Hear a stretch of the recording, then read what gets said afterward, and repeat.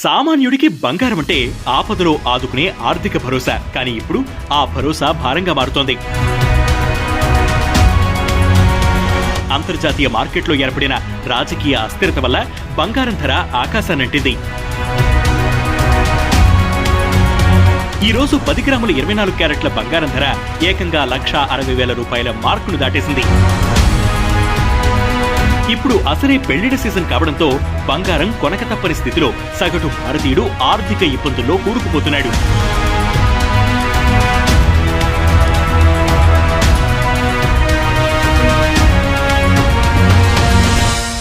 గత కొన్ని రోజులుగా భారత స్టాక్ మార్కెట్లు భారీ నష్టాలను చూస్తున్నాయి. మార్కెట్ కుప్పకూరడానికి 5 ప్రధాన కారణాలున్నాయి. అమెరికా అధ్యక్షుడు డొనాల్డ్ ట్రంప్ యూరోపియన్ దేశాలపై గ్రీన్లాండ్ టారిఫ్ పేరుతో 10% నుంచి 25% వరకు భారీ దిగుమతి సుంకాలు విధిస్తామని హెచ్చరించడం ప్రపంచ మార్కెట్లను కుదిపేసింది. ఇది మళ్లీ గ్లోబల్ ట్రేడ్ వార్ కు దారితీస్తుందనే భయంతో ఇన్వెస్టర్లు రిస్క్ తీసుకోవడానికి వెనకాడుతున్నారు. అలాగే భారతీయ దిగ్గజ కంపెనీలు విడుదల చేస్తున్న Q3 ఫలితాలు ఆశించిన స్థాయిలో లేవు.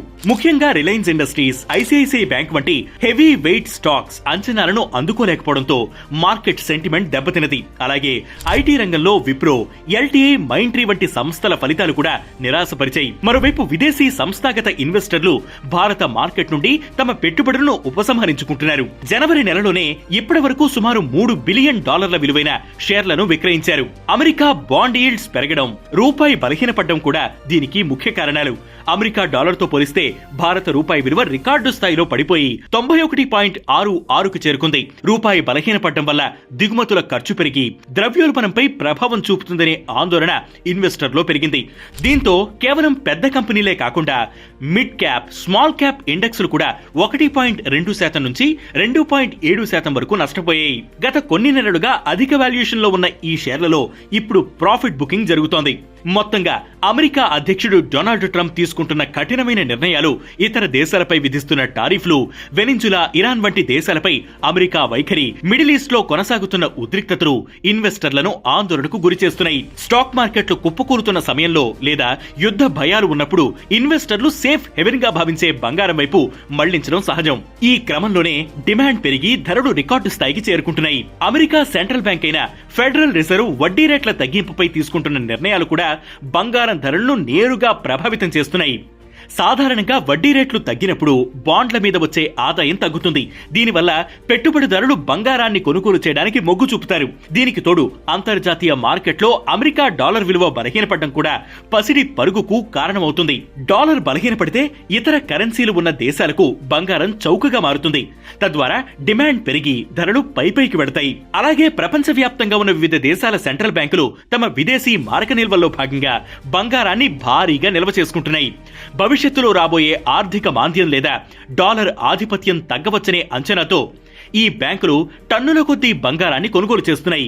వరల్డ్ గోల్డ్ కౌన్సిల్ నివేదిక ప్రకారం 2024-2025 కాలంలో సెంట్రల్ బ్యాంకులు సుమారు 1,100 టన్నుల బంగారాన్ని కొనుగోలు చేశాయి. చైనా వరుసగా 20 నెలల పాటు బంగారాన్ని కొనుగోలు చేస్తూనే ఉంది. అమెరికా డాలర్పై ఆధారపడ్డాన్ని తగ్గించుకోవడానికి తన విదేశీ మారక నిల్వల్లో బంగారం వాటాను 4.5% నుండి 6% పెంచుకోవాలని లక్ష్యంగా పెట్టుకుంది. మార్కెట్లోకి వచ్చే సరఫరా కంటే డిమాండ్ ఎక్కువగా ఉండడంతో కూడా పసిడి ధరలు పెరుగుతున్నాయి. ఇప్పటికే పరిమిత ఆదాయంతో నెట్టుకొస్తున్న మధ్యతరగతి కుటుంబాలకు ఇది పెద్ద భారం. 10 గ్రాముల 24 క్యారెట్ల బంగారం ధర ఏకంగా ₹1,60,000 మార్కును దాటింది. గత ఏడాది తులం బంగారం ₹70,000 నుండి ₹80,000 మధ్య ఉండగా ఇప్పుడు అది రెట్టింపైంది. 2 సంవత్సరాల క్రితం వరకు పెళ్లి సీజన్ కావడంతో 24 క్యారెట్ల గోల్డ్ జ్యువెలరీ వాటా దాదాపు 75% ఉండేది. గత సంవత్సరం ఇది సుమారు 50% పడిపోయింది. ధరలు పెరగడమే దీనికి కారణం. అయినా ఇప్పటికీ భారతీయ వివాహాల్లో బంగారం కీలక పాత్ర పోషిస్తోంది. ఎందుకంటే భారతీయ సంస్కృతిలో బంగారం కేవలం ఒక ఆభరణం మాత్రమే కాదు, దాన్ని ఒక సామాజిక హోదాగా, ఆర్థిక భద్రతగా కూడా పరిగణిస్తారు. బంగారం ధరలు ఆకాశాన్ని తాకడం వల్ల సామాన్యులు తీవ్ర ఇబ్బందులకు గురవుతారు. తమ పిల్లల వివాహాల కోసం లేదా భవిష్యత్తు అవసరాల కోసం ఎంతో కాలంగా పొదుపు చేసుకున్న నగదు ప్రస్తుత ధరలకు సరిపోని పరిస్థితి ఏర్పడింది. ఆదాయం పెరగకపోయినా బంగారం కొనక తప్పని స్థితి మధ్యతరగతి వారిని ఆర్థిక ఇబ్బందుల్లోకి నెడుతోంది. చాలా కుటుంబాలు అప్పుల పాలవడం లేదా తనకున్న ఇతర ఆస్తులను అమ్ముకోవాల్సిన దుస్థితి వస్తుంది. అందుకే వినియోగదారులు బంగారం విషయంలో తమకు సరిపోయేలా మార్పులు చేసుకుంటున్నారు. గోల్డ్ ధరలు రికార్డు స్థాయికి చేరడంతో చాలా మంది సాంప్రదాయ 22 క్యారెట్ జ్యువెలరీ నుంచి 18 క్యారెట్ 14 క్యారెట్ ఎంపికల వైపు మళ్లుతున్నట్లు తెలుస్తోంది. పెద్ద కంపెనీలు కూడా తమ వ్యూహాలను మార్చుకుంటున్నాయి.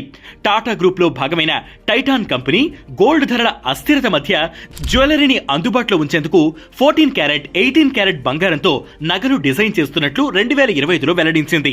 కస్టమర్లు కూడా తమ బడ్జెట్ కు సరిపోయేలా తక్కువ ప్యూరిటీ నగలను ఎంచుకుంటున్నారు. ప్రస్తుతం గోల్డ్ పై 3% జీఎస్టీ వసూలు చేస్తున్నారు. మేకింగ్ ఛార్జీలపై మరో 5% జీఎస్టీ ఉంటుంది. సాధారణంగా మేకింగ్ ఛార్జీలు మొత్తం గోల్డ్ విలువలో సుమారు 10% ఉంటాయి. ఇది జ్యువెలరీ డిజైన్ మీద ఆధారపడి మారుతుంది. గోల్డ్ ధరలు పెరిగితే మేకింగ్ ఛార్జీలు, ట్యాక్సులు కూడా పెరుగుతాయి. దీంతో హయ్యర్ క్యారెట్ జ్యువెలరీ చాలా ఖరీదైనదిగా మారుతుంది. ఉదాహరణకు 18 క్యారెట్ గోల్డ్ ధర 10 గ్రాములకు సుమారు 1,16,110 దగ్గర ఉన్న గోల్డ్ క్యారెట్ తక్కువగా ఉండటం వల్ల మేకింగ్ ఛార్జీలు తగ్గుతాయి. దీనివల్ల ట్యాక్స్ భారం తక్కువగా ఉంటుంది. మొత్తం ఖర్చు 22 క్యారెట్ కంటే తక్కువగా ఉంటుంది.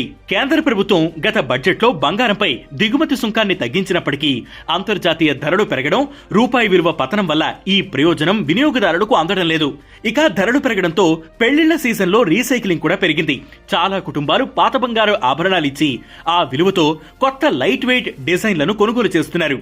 అయినప్పటికీ పెరిగిన ధరల వల్ల పెళ్లిళ్ల ఖర్చులు తడిసి మోపిడవుతుండడం మధ్యతరగతి కుటుంబాలకు నిజంగానే ఒక పెద్ద భారంగా మారింది.